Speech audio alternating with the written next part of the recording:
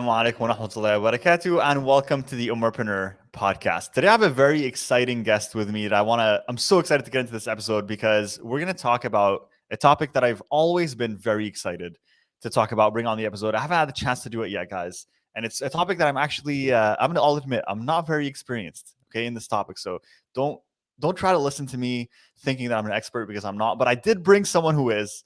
And this brother is one who is creating right now, just in time, a 30-day Ramadan NFT drop. All right. And of course, he's an entrepreneur. He has background in design.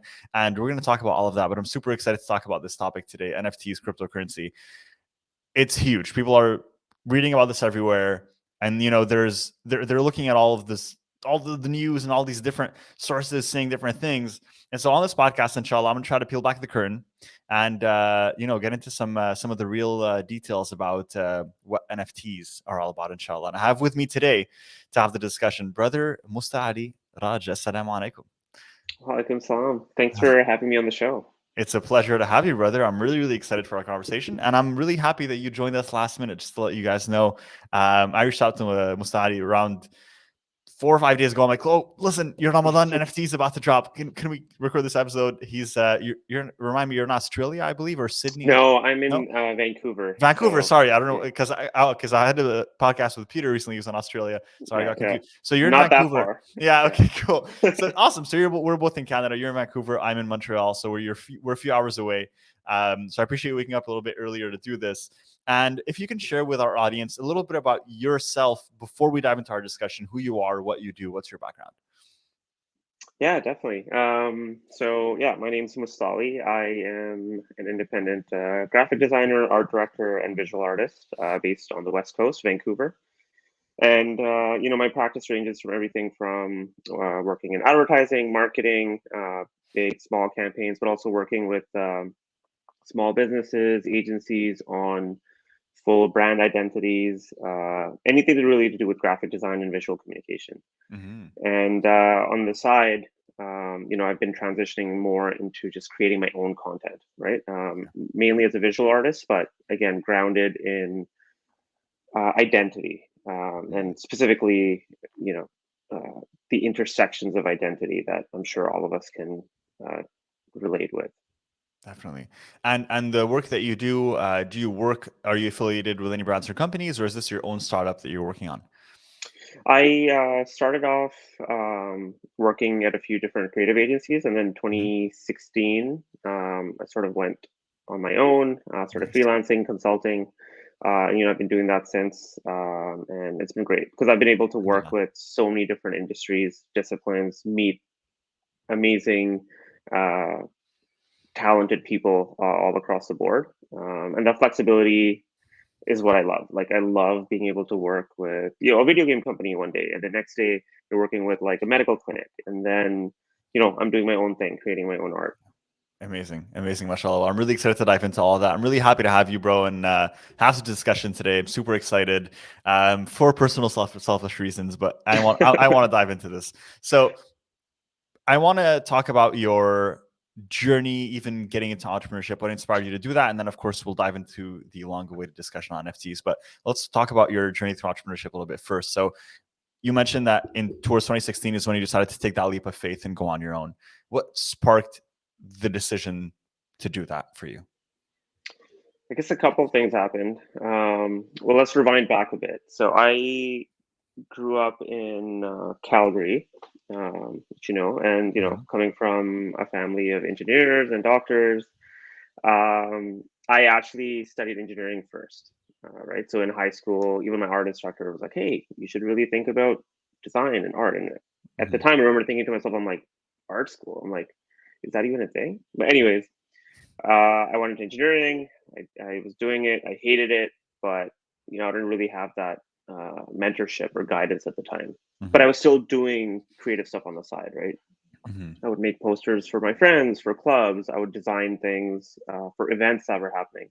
Yeah. And then it wasn't until I was almost finished my degree that I actually met a graphic designer who was Muslim as well, right? I think Zara Al-Harazi, who I really owe a lot to even today. So she was the first one who introduced me to graphic design and sort of helped me along the way. But I worked in the energy sector for a couple of years, and then I was like, you know what, I can't do this.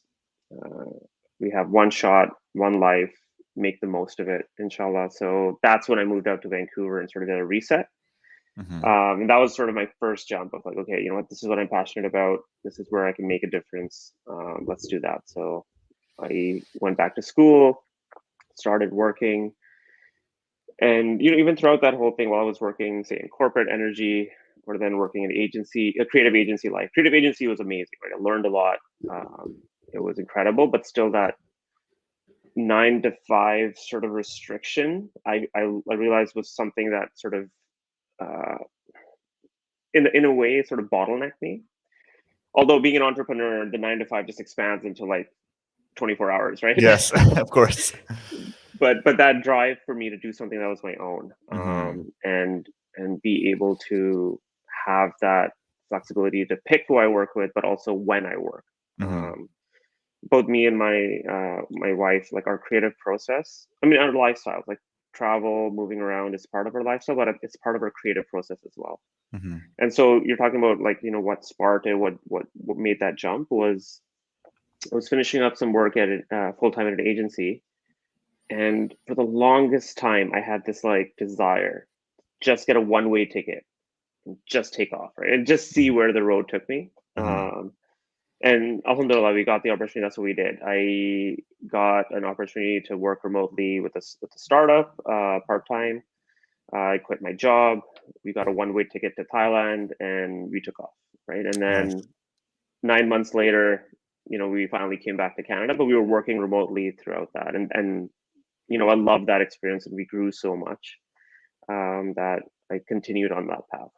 Amazing, mashallah. It sounds like a pretty exciting journey, and definitely one that requires a lot of courage to say, okay, well, I'm going to, take a leap of faith and not look back and see where it takes me. And Thailand is an interesting first destination. It's a country that I've always wanted to visit personally. My spouse already went, so it's kind of getting in the way because I'm like, well, I want to go, but she's like, but I already went, so I got to go to a new country. And I'm like, should have waited for me.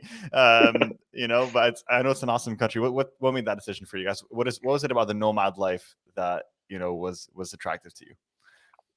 Yeah, I mean, it was interesting at that time because this digital nomad term was relatively new, and there wasn't a lot of people at the time doing it compared to now. But the one thing was, well, a couple of things. One was one of my good friends was already in Thailand. He'd been there almost a year teaching. And then second, just starting off this journey, like cost of living was relatively low compared to other places we could have gone to. And we always wanted to go to Southeast Asia. So we're like, okay, you know what? That makes sense. We have a little bit of support structure there. We'll start off slow, see how it goes. And then if it's working, we'll continue. If not, we'll come back.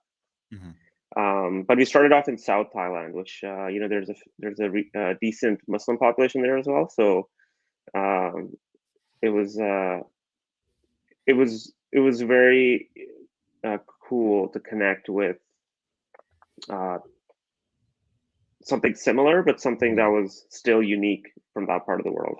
Yeah, and being in a new environment. Do you feel like being in a new environment for you as an artist, someone who works a lot in work that requires creativity, do you feel like being in new environments helps spark that creativity of yours in a way? Oh, 100%. Yeah. Like even if I'm working just within my house, like I can't work at the same desk. I have to go to the dining table or move around, go to a cafe. But yeah, definitely. Yeah, I completely agree with that. Especially if I'm working like really intense creative work, like if I'm mapping out lessons or something for my students, I find myself like unplugging my MacBook and walking around the house and kind of picking different spots to sit in. So you are now working on, you have your agency since then, and you've come back to settle down in Vancouver actually. So what was it around what time did you decide to then finally pick a location to kind of settle down in, and why Vancouver, which is one of the most expensive cities in Canada? Yeah. So when I moved out, I guess Vancouver for me, I have to reflect on this, represents more than just a city. One, it was when I moved out, this was like where I became independent. This was where that transition happened from my engineering career to design and creativity. and this is where sort of I built my new creative roots in a way. And so Vancouver always has had a special place for me. And one of the ways I realized that is every time I would travel and come back to Vancouver, I would feel happy. Mm.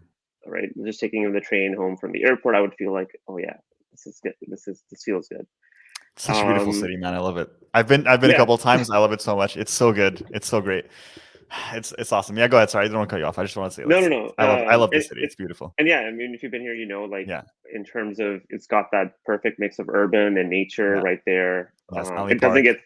get So Stanley nice. Park. It doesn't get super cold, Yeah. which I I guess I'm living in the wrong country maybe, but I hate the cold. Same. I completely understand, bro. And like Vancouver is just such it's such a beautiful place for that because it's like a country in Canada where it's not as bad and it's like warmer. It's just so nice. I love it. Yeah, it's great. But no, I mean we love Montreal as well, Yeah. especially I think in terms of design and creativity, I think Montreal is definitely number one in Canada. Mhm.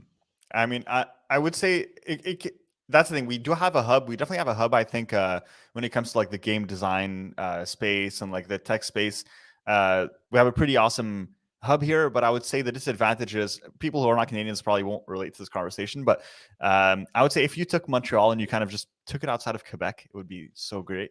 Yeah, Because like we're working in Quebec, fair so we enough. have like the Quebec laws, which is like all the French laws Yeah, that they kind yeah. of impose on us, and like they're kind of slightly racist. Like they ban the hijab and they do things that we always have to like fight with as Muslims, so that fortunately, there's a bit of tension there. But okay, we're living here. What are you gonna do? So Yeah, we should just create a Vancouver Montreal like alliance exactly. city. Exactly, 100%. I love the west of Canada. Because my sister lives in Edmonton. I've traveled there a couple times. And when I usually fly out there into Edmonton, what I like to do is rent a car and just drive through Banff, Kelowna, all the way up to Vancouver, and kind of just spend time in all of those little cities. And Vancouver's where I end up, and it's always so beautiful. The only thing last time I went that I felt like, man, Vancouver, we got to get better at this, is actually the homeless situation. I feel like Yeah, it's getting yeah. it's getting a lot worse. Like when I went in 2016, it was there. It was bad, but it wasn't like crazy bad. But I feel like the last time I went, subhanallah, like there's a lot, and that's something that I feel like the city can do a better job at handling. Personally, Yeah, I think yeah, definitely that's something that the city has to take on. for sure, for sure. So coming across that conversation and towards the world of cryptocurrency, what even sparked your interest in that world? You're someone who comes from a background of design. You're someone who comes from a background of working as a creative. Why crypto and why NFTs? I mean, working in the space that I do, you always have to keep an eye on emerging tech or what's coming up, what's happening right now, right? And so Yeah. I was always exposed to, when Bitcoin first came in and as crypto was emerging and all these other currencies came out, and so I'd always sort of been aware of it, but Hmm. never fully dove in until a couple of years ago. Hmm. And one of the people that I uh, can thank for that is actually my partner, my wife. Hmm. And this is before. I mean, it's specific to NFT. Before the Christie's auction happened, right? This was, I think December or October before that. She was like, "Hey, do you know about NFTs?" And I'm like, "What?"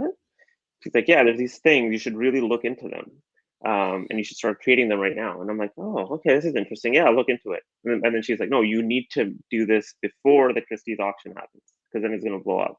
Hmm. And I'm like, "Okay, okay, fair enough." And of course, I was like, "Okay, I'll do it next week. I'll do it next week." And the auction happened, and then like everything changed, right? Right. And yeah, so then that even got me more curious into it, and then I was uh, it was just there's a lot going on because I was working. There's a lot of projects. We were moving homes. So it wasn't until earlier this year that I actually did my first drop. Hmm. And still, I think it's not. I wouldn't say it's too late to get into this space. I think it's still pretty early days, especially for the larger creative community and the masses. Hmm. What are, for someone listening to this, what are NFTs? What, in the first place? Someone who might not know what they are. Yeah. So with there's two types of so NFT stands for non fungible token. Hmm. But let's start at what a fungible token is. Hmm. Um, A fungible token is an item of value that can be replaced or traded and the value doesn't change, right? So a dollar bill, for example. I give you a dollar bill, you take the dollar bill, use it, it's the same dollar bill that's getting exchanged. It has the same value. If I give you a dollar bill for your dollar bill, it doesn't change. We still have a dollar bill. A non-fungible token is something that is unique and cannot be replicated, right? So a real life example would be like the Mona Lisa, right? There's only one Mona Lisa, that's the original, that's a non-fungible token. So if you trade that, that will be the original Mona Lisa that's going to keep moving on, right? With the original creator's name attached to it. So what we're seeing now predominantly is that NFT in the digital realm, right? And at the core of it, it's giving ownership of intellectual property or giving you ownership of digital assets, which was very hard, well, more hard to trace and register before. And so right now you see a lot of actually artwork in any form, right? You have images, you have videos, you have musicians putting sound out there, and you have whole universes being built. With this term again being thrown, Metaverse, which just essentially means virtual reality, right? Or worlds built in virtual reality that are somewhat similar to the real world we live in. And go ahead, sorry.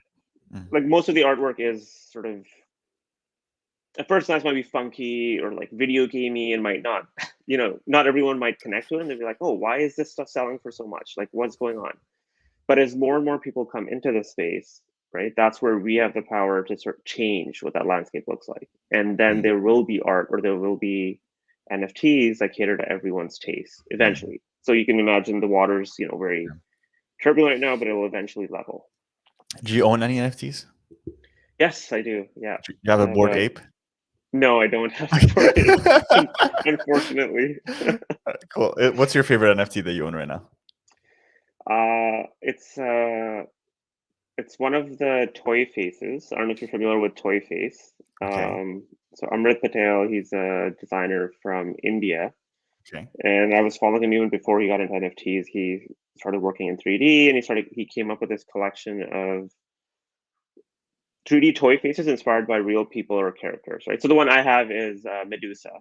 So that's super all cool. the snakes in there, yeah. But anyways, yeah, his project really took off, and I really appreciate the way he approaches his work, but also just the child. It connects me back to my childhood imagination, and that's what appealed the most to me.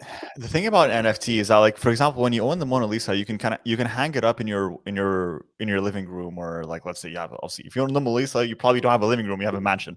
But let's say you have a mansion, you hang it up in your hallway, where the stairs divide into the two sections, because that's what your house should look like if you own a Mona Lisa. However, with an NFT, it's like, okay, you own it, but like, isn't the pride of owning something being able to show it, like that collectors, like the reason why collectors collect is so that they can go and show off their collections, right? They can put it in like a glass display case and be like, look, I have the first thing, or these are the first Yeezys that like Kanye ever released. So for an NFT, it's a bit hard to display. I mean, I've seen some people like print it out, put it on their wall, or like, put it as their Twitter profile picture. So what is that? Because, how do you kind of connect both, like that want of like not only collecting, but that want of also being like, I'm collecting this. Part of it is like showing that I have this, I'm the owner of this. How does that work with NFTs? Yeah, I mean, there's a couple of ways, and a few you mentioned, like you could do the Twitter profile, or you could display it in your house. A lot of museums and even like homes now, I've noticed there's a lot more digital canvases and screens being put up. And there, you can also showcase your NFTs where, you can showcase all the ones you have, right? Flipping through. This one of my friends' studio I went to in New York. He had it projecting on a wall, on like a white wall, right? And it created this sort of immersive experience if you like walk through the wall as well. And really, like, I mean, from a collector's point of view, do you collect anything, or have you? I would out of I would curiosity? love to. I would say that no, there's nothing that I really collect, to be honest with you. Seriously, I would love to get into it. I can see like how it's appealing when you are a fan of something and you own something that kind of connects you to that. Like, to be honest with you, completely unrelated side note, but I'm a huge anime nerd, and Okay, yeah. and like, for example, so I recently, like, I've been looking into like getting, just something that connects me to like a Demon Slayer, which is an anime that I really really enjoy, and just kind of to have that connection like in my room, like just something that connects me to that story that I enjoy so much, right? So I can see the appeal of that. I recognize the appeal of being a collector and collecting something that you feel like you have a connection with. I haven't done it myself yet, but I understand it. I very much understand it. Yeah, so I guess, well, one of the things for that is, again, as if the public understands this idea of like, hey, I'm going to collect, Hmm. sneakers. I'm going to collect collectible toys and Yeah. have this physical thing, right? Hmm. That sort of mindset hasn't fully come into digital assets yet, Hmm. because again, people just think, oh, it's a digital image file. I can just copy paste it or download it. But like, a Gucci bag, you're not just going to get a replica. Yeah. And I mean, some people do, but the original is still worth a lot, right? So now we're going to see that transition where with Web3, Web 1 was just you could read, you could browse, you could make websites, read content. Web 2 was you could read and write. So now there's this two-way communication happening, right? There's blogs, there's forums. With Web 3 now, the extra added element is ownership. Mm. And with that now, artists uh, anywhere in the world, if they have access to a machine and ability to create something, they can put their art up, inshallah, sell it, and then Hmm. also benefit from that sale for the rest of their life, right? Because they can put Yeah. a royalty on it. If they grow as an artist, they still get compensated for it. Um, and really, like the technology behind the blockchain and NFTs can apply really to any industry, right? And we're seeing some applications happen in finance, architecture, and so on and so forth. But have you gone into the metaverse? Have you tried on a headset? I Gone have into not. No, I have. It's interesting because like we're in the Slack with Peter Gold, like hard Slack, and yeah, there's like they had the Metaverse meetup, and I have yeah, no yeah, idea. Like, I'm so disconnected from this, bro, and I'll tell you why. It's not from a lack of want. Like, I have friends that are developing their own entire like DAO with an NFT drop, and I want to kind of reveal the name, but I won't until they tell me it's okay to. But I'm gonna, like, I already used reserved mine. Like, I told them, guys, I need like a founders edition one, like, save me one on the side. yeah, But they're working on that, and I just look at that and I'm like, wow, this is so amazing that you're able to work on this, because my time right now with Ummahpreneur and everything that we're building, it's, as you mentioned, right, like, it's 24/7. yeah, Like, from the yeah. moment I wake to the moment I go to bed, we are working on building Ummahpreneur, and we're working on building our programs and mentorship and supporting our students, and we're working now on a software to help them. And so I have so much energy and focus being taken into Ummahpreneur as a business and what we're doing with this, that I just can't afford to go and explore these other opportunities, even though in my heart of hearts I would love to, because I see the potential in this space, and the way that it's growing right now. So I know it's a long-winded way to answer your question, but that's where I'm at the moment. Well, we're gonna.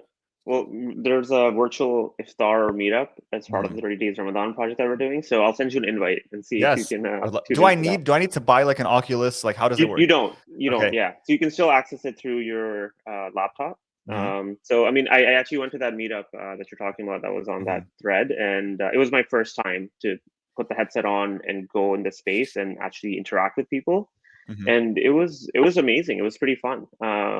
It was I mean, it was like we were cartoon versions of ourselves in the space. Did you have the You could headset? move around. I have a headset, yeah. When you It have a was headset, more how does it work? Do you look through the eyes of your character, or do you see him? Like, do you see yourself kind of like when you play a video game? You see your character, or are you in your character? you are in your character, yeah. So you Okay. see through the eyes of the character, but then like it's amazing because like you don't even need your what do you call it? The controllers. It maps your hands. So Okay. in that world, like I was moving my hands and like I must have looked weird sitting in the meeting. I was just like going like this. And you can like high five people. So me Yeah. and Peter just kept high fiving because it felt cool in the space. It's But I think yeah, they're releasing even like haptic. Well, I saw that Facebook was working on this in the R&D department, which is now Meta. which is an interesting thing that we can talk about as Yeah. well. I think, this episode can go on for 3 hours because there's so much to talk about. But Facebook is working in their R&D department on releasing gloves where you are actually like, they're going to give you the sensory feedback, so that let's say like you Okay. high five someone, like you will actually feel as if a hand high fived you, which is pretty insane. Yeah. And that's going to be extremely immersive. So it's crazy to think about where this technology is going. Because right now, just because I thought of that, because you mentioned high fiving, I'm like, yes, you're going to high five someone, but you don't feel that they're high fiving you. You can see Yeah. it, Yeah. but imagine when you can feel it. That's pretty crazy. Yeah. Yeah. Have you seen the Ready Player One? Is it the movie? Is it where like the guy puts on, I think, a suit and he goes into like this video game world? Yes, exactly. Yes. Yeah. Yes. So Yeah. That's that's awesome. sort of kind of, I guess, potentially the future of it. Yeah. Who knows? But it's just Subhanallah. another medium, right? That's how I Mhm. look at it. Like NFTs, Metaverse, it's not going to change everything, Yeah. but I think personally that it's going to be here to stay. Just another opportunity for people to connect, build For sure. upon, or connect with. Yeah. For sure. So you went on to create your upcoming project, which is now very much, I mean, this episode is going to drop during Ramadan, so this is very timely because it's going to be called, and the theme is 30 Days of Ramadan. So walk me through what inspired you to create this NFT project, and what is it about exactly? What are you trying to convey to people who want to take part in it, who want to have one of these NFTs?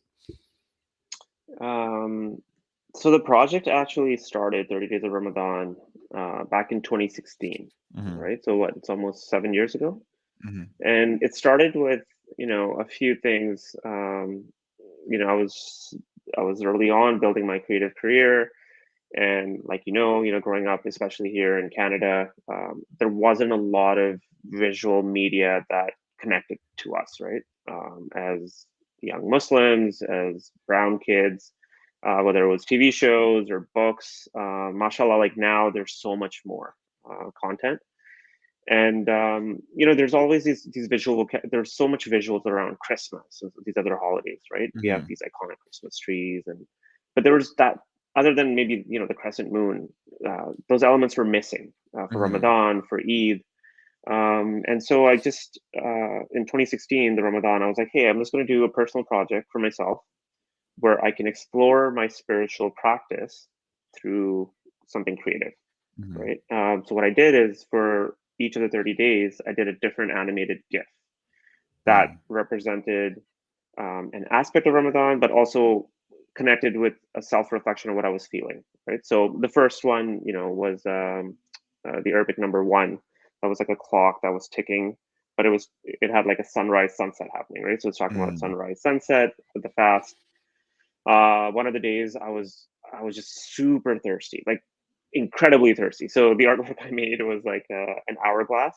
Instead of sand dripping through it, it was like water dripping through it, right? And That's there's really all cool. these things that um, it made sense for anyone when they looked at it. But if you were Muslim and you especially were fasting, you would have a deeper connection with that art, right? Mm-hmm. Um, and so, I mean, I wasn't expecting it, but it sort of blew up. A lot of people connected with it. Instagram featured it, and alhamdulillah, that project's just grown since then.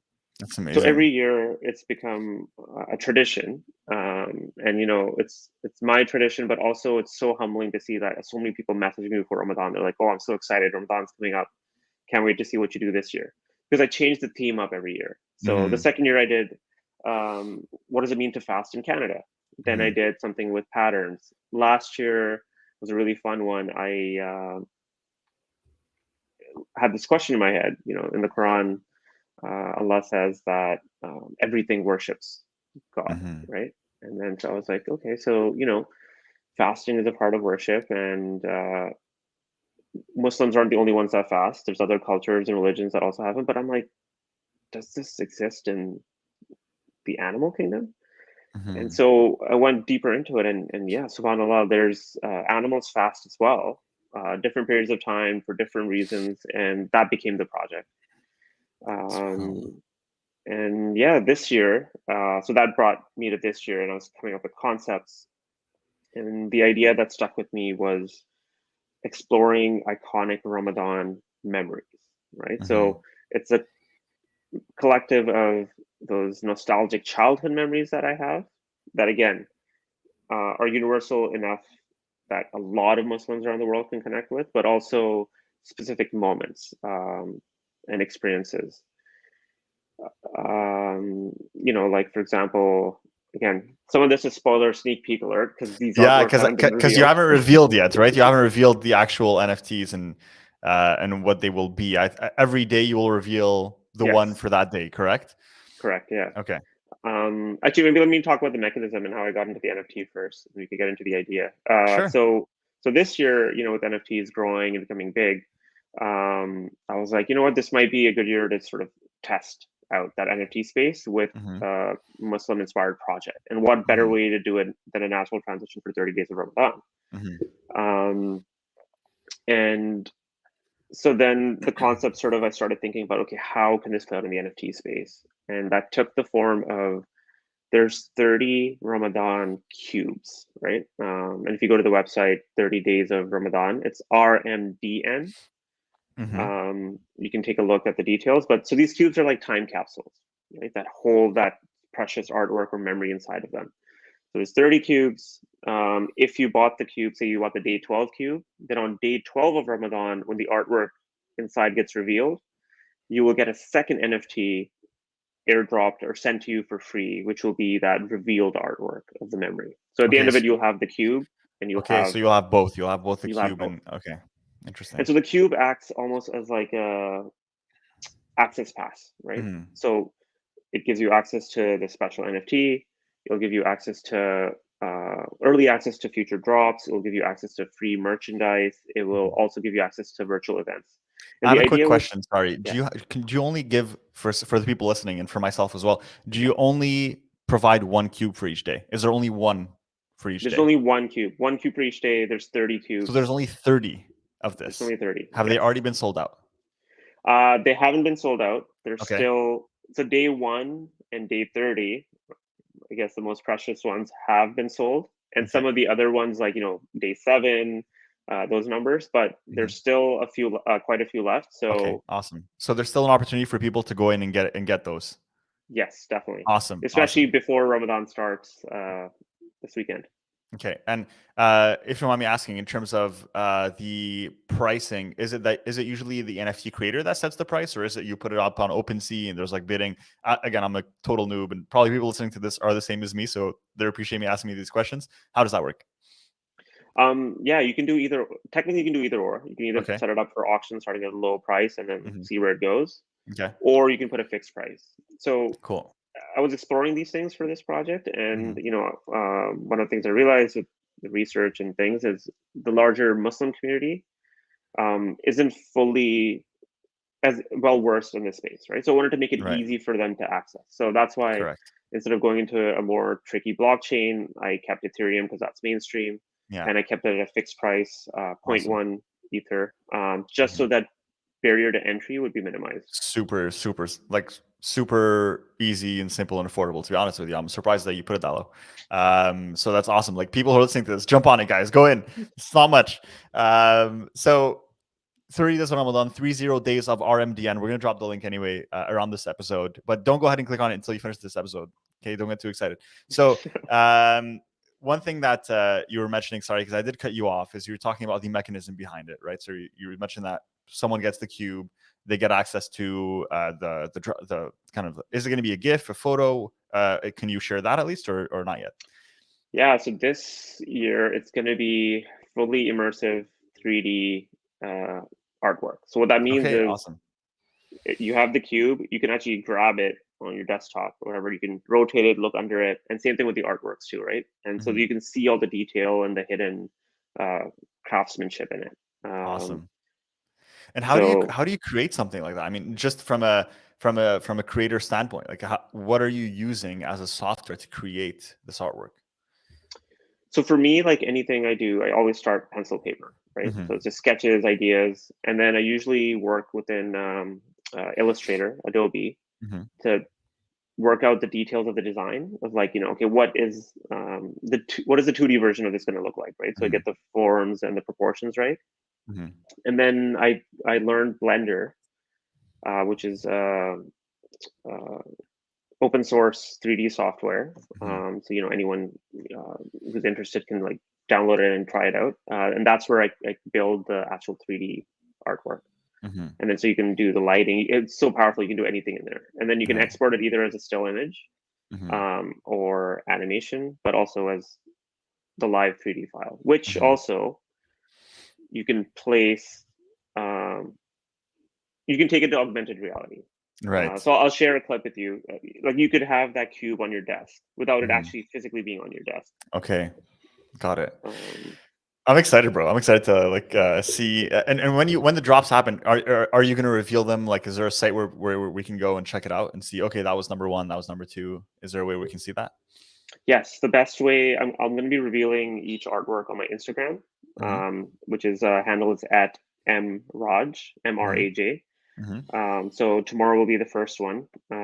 So even if you're not interested in buying the NFT or whatever, you can at least follow the project along and Yeah, learn for more sure. about the memory. Yeah. Um, and yeah, the Well, memories are interesting too. They're like a fusion of a bunch of different things. So I hope it will be refreshing for people to see something unexpected. mm-hmm.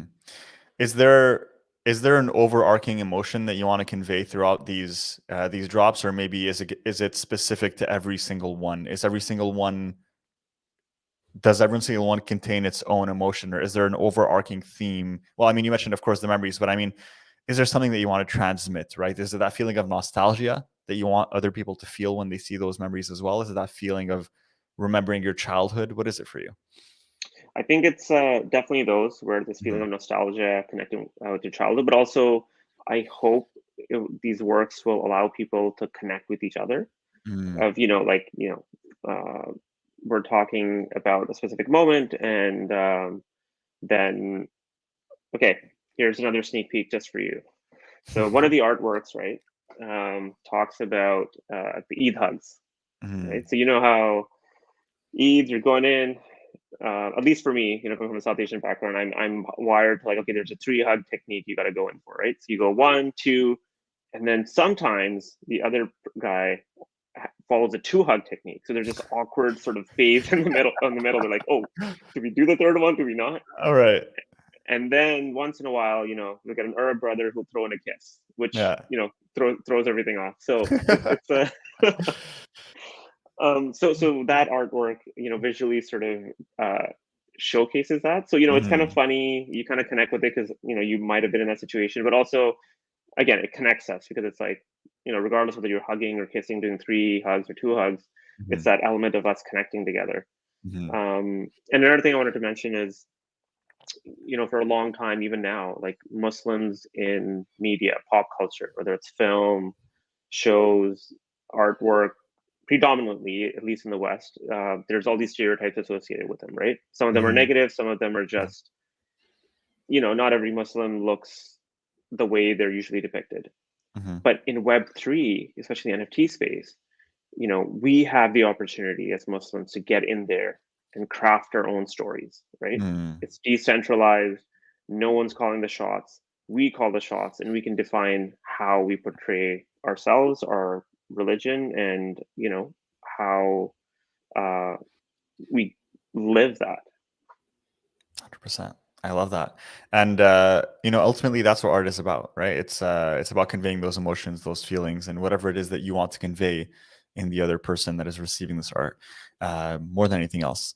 So you right now, mashallah, you've created this NFT. This NFT is ready to go. People listening to this episode, I think this is going to release on during the first week of Ramadan, inshallah. So probably going to be, I believe, day 5 or 4 when this episode drops. So if you're listening to this, you can go on 30 days of Ramadan, 30 days of RMDN.com and go and grab one of those NFTs. For someone that's a complete noob like myself, who was like, dude, I've never even bought an NFT. Like, what do I need? Right? Yeah. Is there any place we can guide them to go and get what they need, whether it's a wallet or whatever, so they can be well equipped to be part of this? Yes, definitely. I will share a bunch of resource links with you. Mm-hmm. Okay. And that should be very handy in terms of like going through step by step. But overall, You will need some crypto. So in this case, Ethereum, which you can go to any of the major Exchange. platforms like Right. Coinbase or Mhm. exchange. Like Newton is a good one if you're in Canada. Yes, that's what I use. Mhm. Yeah, so that's a really good one, easy one to use. Add some Ethereum into your wallet, and then into your account, Mhm. and then you would have to set up a wallet. So you can just think of an exchange as a bank, and a wallet is like a wallet that you keep your money in, right? Mhm. And the one I use is MetaMask, which is again Mhm. a very common one, easy one to use. Step by step, setting it up is relatively easy, and then you just Mhm. transfer some Ethereum from your exchange account to your wallet. So since these are point 0.1, they're priced at 0.1. You Mhm. don't want to transfer just 0.1 Yes, because there because you're will going to pay be the gas fees. exactly. Yeah. So there will be some transaction fees associated with it as well. Gas fees just depends on when you buy. So you might get something that's like $20, $30, or it might go up Mhm. higher, but just try to get it at a low gas fee. Mhm. So transferring 0.2 would be safe. Um, Yeah. and once you're the marketplace link, I'll send that to you as well. Just OpenSea.io/mraj. Mhm. Find the artwork you like, and then it's super easy. Like once you connect your wallet to the site, you hit buy. It's just like online shopping. And even if you're looking at this and you're like, oh, I really like day two. Day two is available, but now it's day 6 of Ramadan. It's fine. You can still buy the older cubes. They'll still be available. All of them will be available until the end of Ramadan. Okay. But the sooner you get it, the sooner the more advantage you can take of sort of the bonus things, right? The virtual event, Yeah. um, the revealed artwork, and join our Discord as well. The links are on the website. We're having some interesting conversations on Discord. Again, open to anyone, even if you're not getting an NFT. We're talking about things like, what are you going to have daily for Sahur? What are Mhm. some fasting challenges, right? We're talking about our memories, sharing art. So it's at the end of it for me, this project is about building a community. Mhm. And you said there's only 30 cubes. That's why I feel like quality. I'm trying to go for quality over quantity in this case because we usually see drops of like thousands or hundreds of NFTs just flooding it. Yeah. Um, so I think like starting small, be a bit more sustainable, but also be authentic in how we build that Mhm. community. Inshallah. What do you think Bored Ape did so well for them to go so viral, for someone looking into the NFT space in terms of a marketing standpoint? And what can we learn from that? So, number one, the Bored Ape was one of the first players in this space, Mhm. right? And that's just shows like early adopters or anything really, not just NFTs. If you can be the one to sort of spearhead it, there's a lot of benefit in that.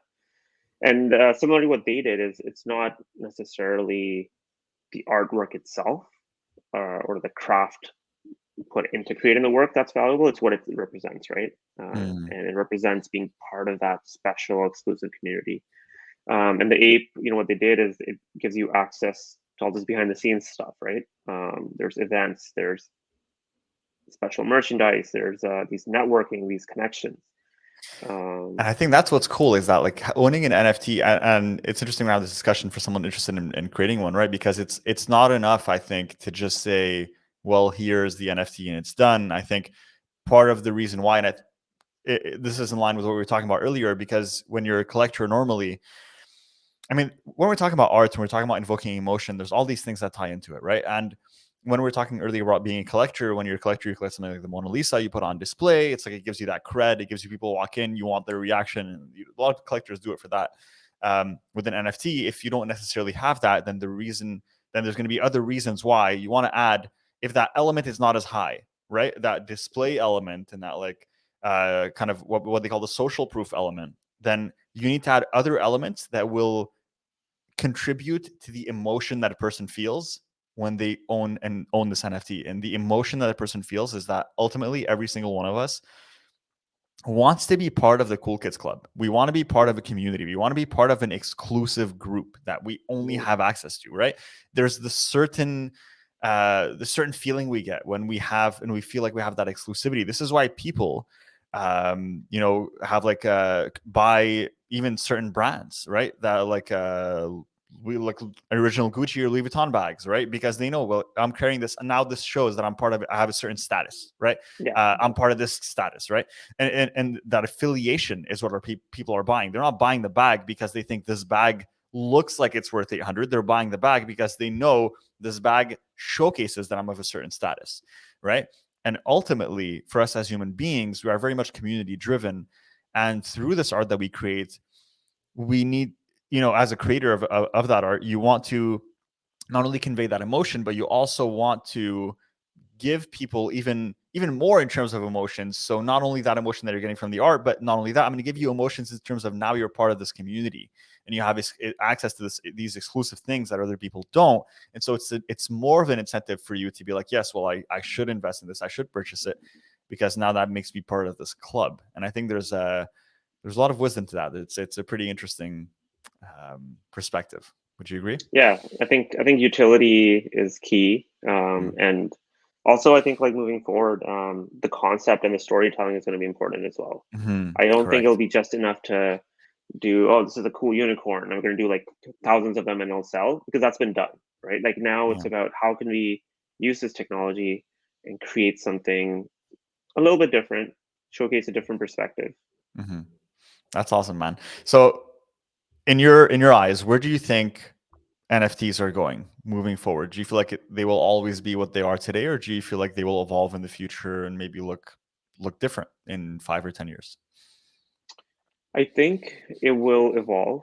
I think there's always a place. There'll always be a place for what's happening right now with anything. But I think as more and more people are getting into it, now we're seeing a lot of photographers get into this space, right?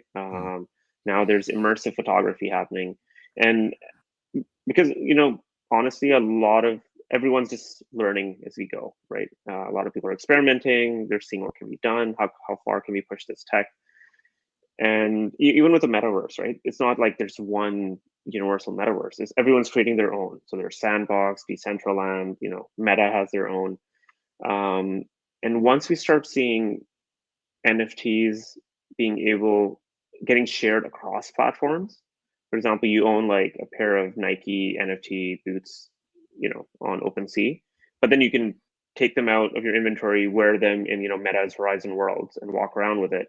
Yeah. Or then you can put them on a shelf in your Sandbox home that you have. That is when like really exciting things will start happening, because then people will be able to see, oh, this is how I can use it, right? Yes. And again, why is that cool? Why is that valuable? And this, I'm telling you guys this because as an entrepreneur, you need to be listening and taking notes about this. Why is that valuable?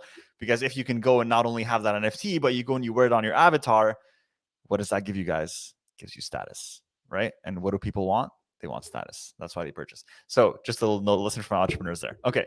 So, bro, this was an awesome episode. Loved every minute of it. Completely eye-opening. I wish we could sit down for 3 hours, to be honest with you, but I don't want to be selfish here and take up all of your time. So actually, we mentioned it a couple of times, but the best place for people to go and purchase this NFT, be part of it, 30 Days of Ramadan, it's added. So 30, the number is 30 Days of RMDN.com. That's the best place to take them. That's the best place to go, because there you'll learn about the project. You can see exactly what you'll get, and all the links are on there. So you can click to go to the marketplace where you can buy them. You can go to our Twitter, Discord, Instagram. Everything's on there. So that be your one-stop shop, I guess. Awesome, brother. Really appreciate you joining me on this podcast, and really jazakallah khair for coming on this episode and breaking down NFTs with me. I'm sure this is an episode that a lot of people are going to be really excited to listen to, because it's a world that is right now evolving at a increasingly high rate, and I think it will very much be part of our future. And so it is important for us to start to, especially as entrepreneurs who are listening to this, to start to learn and understand what the space is about, and also possibly take part in it, because I think it is something that will be here to stay. And when a company like Facebook decides to change their name to Meta, there's some big things happening. Yeah. No, definitely. And quick question before you go. Yeah. This is completely random. For sure. You've seen Castlevania, right? Is it like, I mean, the anime on Netflix? The anime like on that? Netflix. Yes, yeah. yes, I have. Correct. Did you like it? What did you think? I personally really liked it. I don't think I've watched the most recent season. I think they recently released a season over last year. I watched the first 2 or 3 that came Okay. out. So I didn't Okay. watch the last one. Go ahead. No. Watch the latest season and then let's talk. Because Okay. Okay. Is there something that relates to our conversation? well, I mean, kind of, but also I'm just curious because Isaac, the Muslim character there.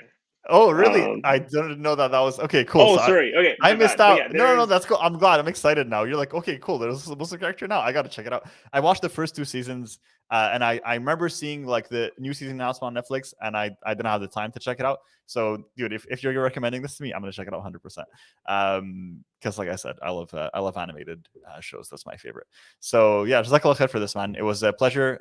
This is hopefully the first of many. Maybe we'll have you on after Ramadan as well. We can talk more about crypto, NFTs, and all. And have an update. Maybe do a recap episode of like, hey, how did it go, and what were some lessons learned along the way? Inshallah. Sounds good. Inshallah. All right. Jazakallah khair for that, brother. And y'all know the drill. If you enjoyed the episode, make sure to go and give us a rating and review on your favorite platform. Go on that Apple Podcast or iTunes app and go in the review section. Click on our podcast. Give us a little review. Tell us how much you love this podcast. And of course, follow us on any social media platform. Search Ummahpreneur.